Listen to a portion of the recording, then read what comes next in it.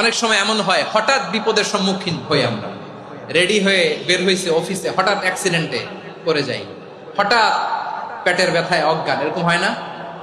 আপনাদের হয় না?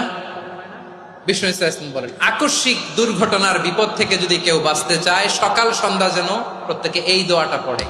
সকালে যদি 3 বার পড়ে, সন্ধ্যা পর্যন্ত হঠাৎ হঠাৎ বিপদ থেকে সে রক্ষা পাবে।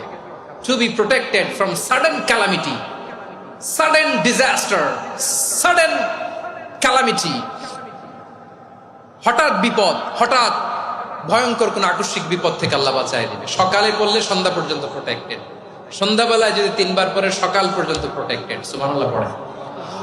দোয়াটা কি? দোয়াটা হচ্ছে বিসমিল্লাহিল্লাযী লা ইয়াদুররু মা ইসমিহি শাইউন ফিল আরদি ওয়ালা ফিস সামাই ওয়া হুয়াস সামিউল আলিম। ছোট না? অনেক ছোট, মুখস্থ করবেন। বিসমিল্লাহিল্লাযী লা ইয়াদুররু মা ইসমিহি শাইউন ফিল আরদি ওয়ালা ফিস সামা।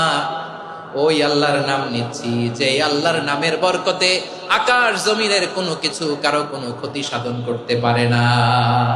তিনি সর্বশ্রোতা, সর্বজ্ঞ। সুবহানাল্লাহ পড়েন। পড়বেন এই দোয়াটা, বিসমিল্লাহিল্লাযী লা ইয়াদুররু মা ইসমিহি শাইউন ফিল আরদি ওয়ালা ফিস সামাই ওয়া হুয়াস সামিউল আলিম। ফজরের পরে 3 বার, মাগরিবের পরে 3 বার যদি কেউ পড়ে, প্রোটেক্টেড, যে কোনো হঠাৎ বিপদ থেকে প্রোটেক্টেড।